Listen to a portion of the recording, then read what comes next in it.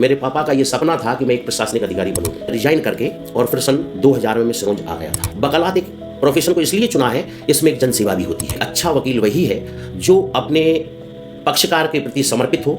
को छू गया। ऐसा सुना है कि आपको गुस्सा भी बहुत आता है। आप सोचिए, इतने काम करने के बाद भी मैं वकालत करता हूँ। जनप्रतिनिधि बनकर इस क्षेत्र की सेवा करना चाहता हूँ। भ्रष्टाचार के खिलाफ हमेशा रहा हूँ। इस परिसीमन के आधार पर सिरोंज का दावा प्रबल है। मैं इसके लिए आपको बहुत बहुत धन्यवाद देता हूँ।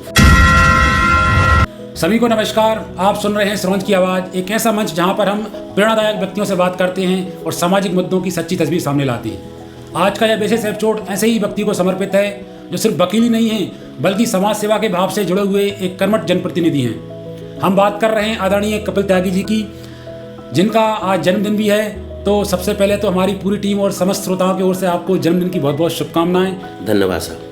हालांकि वकील साहब का जुड़ाव राजनीति से भी है, लेकिन आज की यह बातचीत पूरी तरह राजनीति से हटकर है। उनके व्यक्तित्व, जीवन और प्रोफेशन और समाज के प्रति योगदान पर आधारित है। सबसे पहले तो हम ये जानना चाहेंगे कि आपका बचपन कैसा रहा, अपनी प्रारंभिक पढ़ाई कहाँ पर की और आपका पारिवारिक वातावरण कैसा था।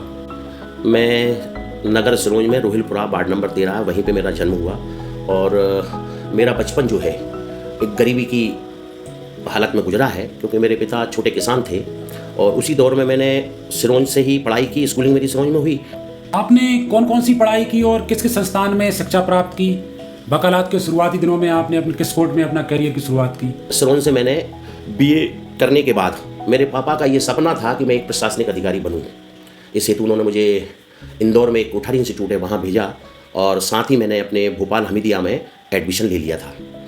LLB का मैंने सन 1993 में जब एडमिशन लिया तो वहाँ मैं आता जाता रहता था, लेकिन तैयारी मेरी इंदौर में चल रही थी और किन्हीं कारणों से 3 अटेम्प्ट दिए लेकिन मैं सफल नहीं हो पाया। तो फिर मैंने विचार किया कि मैं क्या करूँ।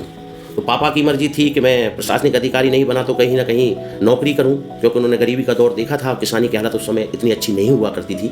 तो फिर मैंने प्राइवेट जॉब की तरफ मैंने अपना दिशा बदली और मैंने LLB सन 1995 में कर ली थी। 95 के बाद में सन 1996 में मैंने यूनिवर्सिटी बरकतुल्लाह यूनिवर्सिटी से मैंने HRD PG डिप्लोमा किया। मेरा कैंपस में सिलेक्शन हुआ तो मैं ऊसवाल ग्रुप है जिसकी मंडी द्वीप में नाहर स्पिनिंग मिल है, उसमें मैं लेबर एंड वेलफेयर ऑफिसर हुआ।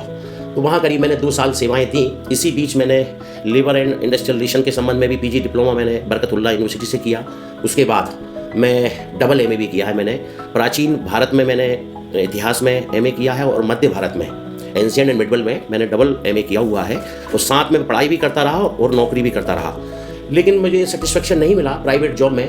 मेरा मन हमेशा ये रहा कि कहीं ना कहीं जन सेवा भी हो, ऐसा कार्य किया जाए। तो LLB में कर ही चुका था 1995 में। तो LLB करने के बाद में मैं नौकरी करने के बाद में रिजाइन करके और फिर सन 2000 में मैं सिरोंज आ गया था। सिरोंज आने के बाद मैंने वकालत प्रारंभ की, जबकि मेरा रजिस्ट्रेशन 1995 का है। 2002 से मैंने वकालत सक्रिय रूप से शुरू की और जनसेवा का भाव मन में था, इसलिए वकालत करता रहा, लोगों की सेवा भी करता रहा और धार्मिक एवं सामाजिक कार्यों से जुड़ा रहा। आपने वकालत को ही अपने जीवन का पेशा क्यों चुना? इसके पीछे कोई खास प्रेरणा या घटना? क्योंकि मेरे परिवार, मेरे पिता का सपना था कि मैं एक प्रशासनिक अधिकारी बनूं, तो मैं उस समय ये सोचता था कि प्रशासनिक अधिकारी बनकर मैं समाज की सेवा कर सकता हूं। वो लक्ष्य पूरा नहीं हुआ, तो फिर मैंने वकालत एक प्रोफेशन को इसलिए चुना है, इसमें एक जनसेवा भी होती है।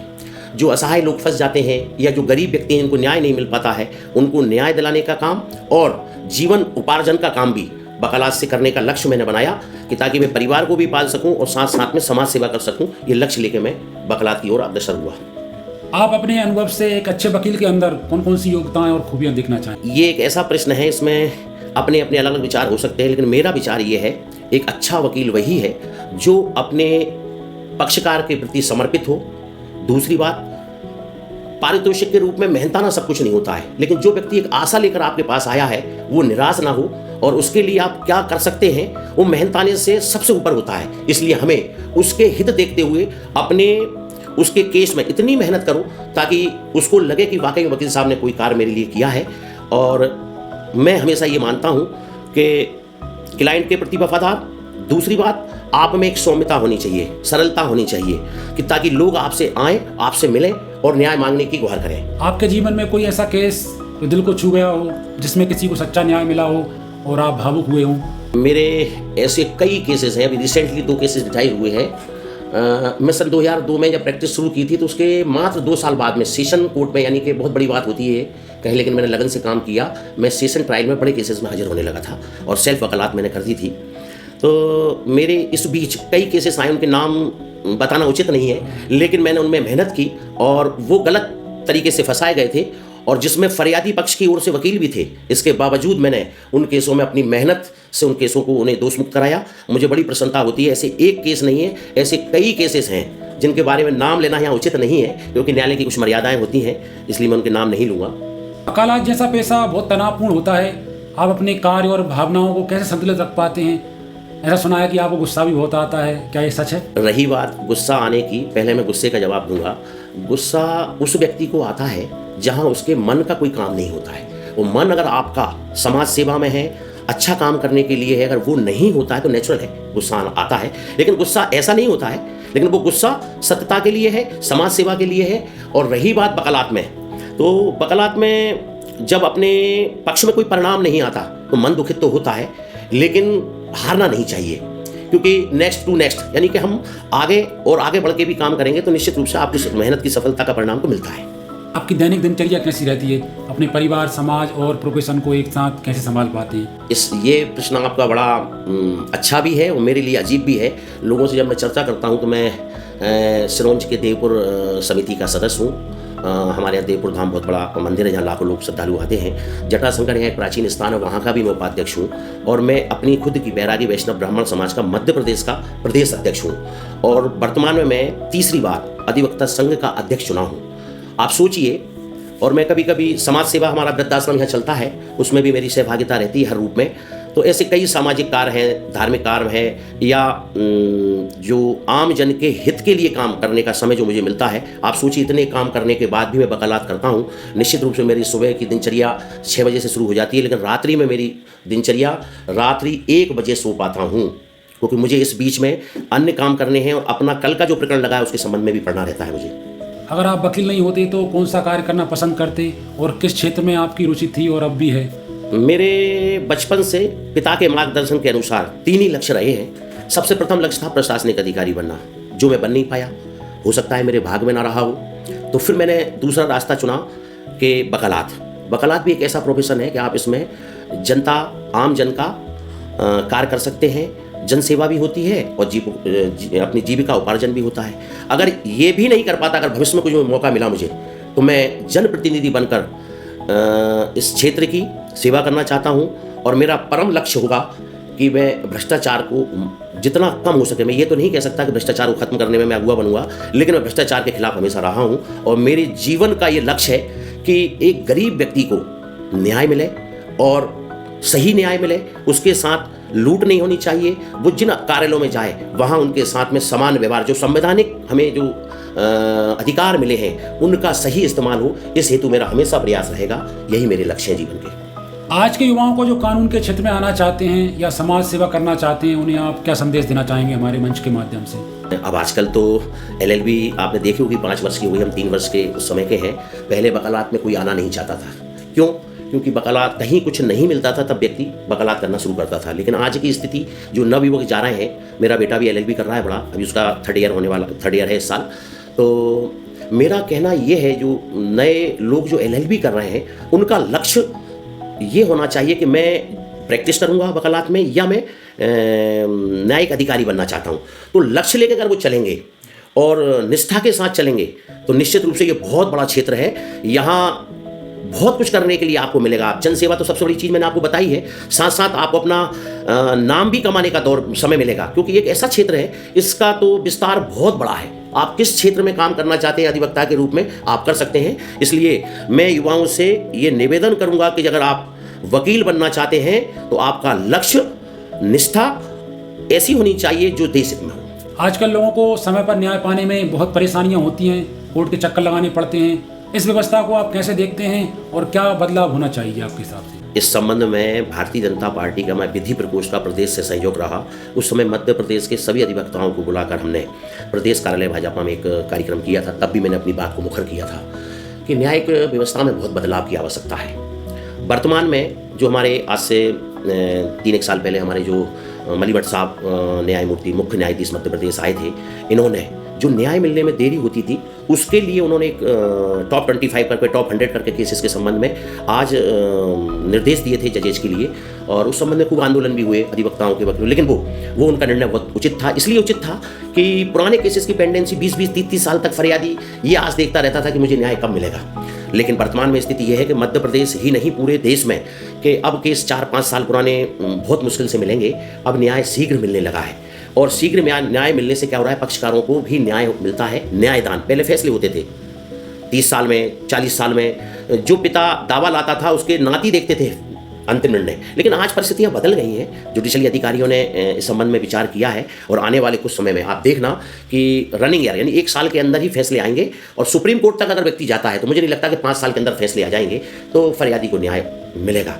आप सिरोंज को जिला बनाने की मांग काफ़ी लंबे समय से कर रहे हैं, इस विषय पर आप अपनी सोच प्रयासों के बारे में कुछ बताना चाहेंगे हमारे दर्शकों को?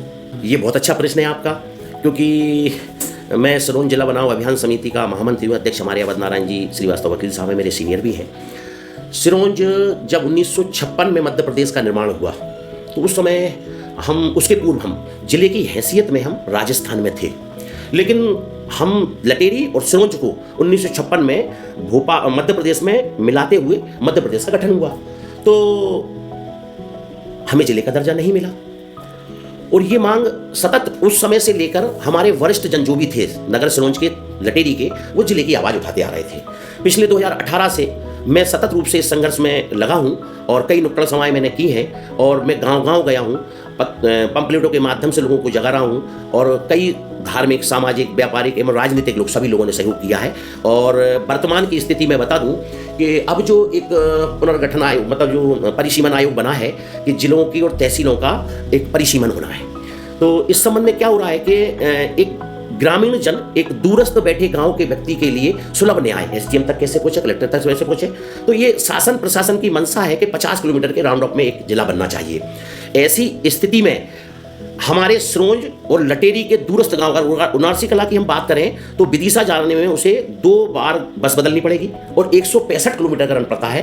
तो इस परिसीमन के आधार पर सिरोंज का दावा प्रबल है। सन 2013 में भी सिरोंज का जिला आगर जिले के साथ घोषणा हो रही थी, किन्हीं कारणों से नहीं हो पाई, लेकिन मुझे उम्मीद है और यहाँ की जनता का ये विश्वास है कि सिरोंज जिला आगामी वर्षों में बनना तय है। और सिरोंज जब जिला बनेगा तो निश्चित रूप से सर्वांगीण विकास होगा, आम जनता का विकास होगा, और वो गरीब जन जो दूरस्थ गांव में बैठे हैं उनकी सुनवाई जिला मुख्यालय तक होगी, ऐसा मेरी सोच है, और हम इसमें सफल होंगे।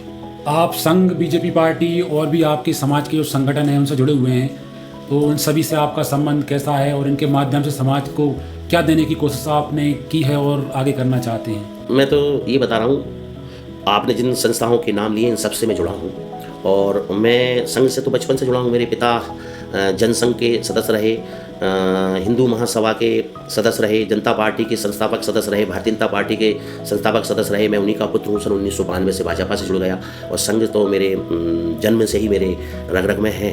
तो मैंने जो उनकी रीति नीति है उनके अनुसार मैंने काम किया। भी पूर्व में बताया, मैंने प्रदेश से संयोजक रहा विधि प्रकोष्ठ का, तो अधिवक्ताओं के हित में मैंने प्रदेश स्तर पर काम किए हैं, और मैं जो भी जिम्मेदारी मुझे संगठनों के माध्यम से मिलती है उसे का मैं निर्वहन करता हूँ। तो आदरणीय वकील साहब, आपने अपनी विचार, भावनाएं और जीवन के बारे में जो चर्चा हमसे की वो न केवल हमें बल्कि हमारे श्रोताओं को भी बहुत प्रेरणा देने वाली है, और हम आपके उज्जवल भविष्य की कामना करते हैं। एक बार और पुनः आपको जन्मदिन की हार्दिक हार्दिक शुभकामनाएं। आपका जीवन इसी तरह से प्रेरणा का स्रोत बना रहे, और सिरोंज की आवाज़ की ओर से आपको एक बार पुनः बहुत बहुत शुभकामनाएं। आपने आज मुझे यहाँ बुलाया, राम सेवक जी, आप बहुत धन्यवाद के पात्र हैं। मैंने आपको सोशल मीडिया के माध्यम से देखा है कि आप सिरोंज के आसपास के क्षेत्रों के जो सक्रिय लोग हैं, सामाजिक, धार्मिक और अन्य क्षेत्रों में, उन सब के आप इंटरव्यू लेते हैं और सोशल मीडिया के माध्यम से डालते हैं। निश्चित रूप से आपका ये सराहनीय काम है। आज आपने मुझे इस अवसर पर, क्योंकि मेरा जन्मदिन है कल और आपने मुझे बुलाया है, तो मेरे विचारों को आपने आम जन लोगों तक पहुंचाने का प्रयास कर रहे हैं। मैं इसके लिए आपको बहुत बहुत धन्यवाद देता हूं। बहुत बहुत धन्यवाद, हृदय की गहराइयों से आपको आभार व्यक्त करता हूं। तो ये थी हमारी खास बातचीत आदरणीय एडवोकेट कपिल ताई जी के साथ। इसी तरह हमारे मंच के माध्यम से अगर आप भी अपनी बात रखना चाहते हैं तो आपका बिल्कुल स्वागत है। जरूरी नहीं मैं किसी को बुलाऊं तभी आएँ। आप कमेंट बॉक्स में अपना नंबर डालें, आप किस क्षेत्र से जुड़े हुए हैं, किस विषय पर बोलना चाहते हैं, क्या बात हमारे मंच के माध्यम से रखना चाहते हैं, हमें नीचे दिए गए नंबर पर व्हाट्सअप जरूर करें। हमारे शो में सभी का स्वागत है। हम छोटे गरीब से लेकर अधिकारी, कर्मचारी और राजनेता सबको आमंत्रित करते हैं। सिर्फ राजनीति से हटकर राजनीतिक विषय हम हमारे मंच के माध्यम से नहीं रखते हैं। तो अगर कोई भी हमारे मंच के माध्यम से अपनी बात रखना चाहता है तो ज़रूर हमसे संपर्क करें। अगर वीडियो अच्छा लगा हो तो शेयर करें, ज़्यादा से ज़्यादा लोगों तक हमारा वीडियो पहुँचाएँ, ताकि लोगों को इस हमारे श्रोंच की आवाज़ शो का मालूम चल सके कि इस मंच के माध्यम से किस तरह हम लोगों को आपके सामने लाते हैं। प्रेरणादायक पॉडकास्ट, प्रेरणादायक लोग, उनके जीवन से जुड़ी घटनाएं हम इस मंच के माध्यम से शेयर करते हैं। तो वीडियो अच्छा लगा हो तो ज़रूर शेयर करें और जुड़े रहें। हमें यूट्यूब पर सब्सक्राइब करें, फेसबुक पर फॉलो करें और इंस्टा पर भी हमें फॉलो करें। वहाँ पर छोटे छोटे रील्स के जरिए हम अपनी बात रखते रहते हैं। समाज से जुड़ी, लोगों से जुड़ी, प्रेरणा से जुड़ी बात रखते हैं। वहाँ भी हमको फॉलो कीजिए और जुड़े रहिए और इस श्रोंच की आवाज़ को आगे बढ़ाने में मदद कीजिए। ऐसा ही विश्वास के साथ सभी को जय श्री राम, नमस्कार, धन्यवाद।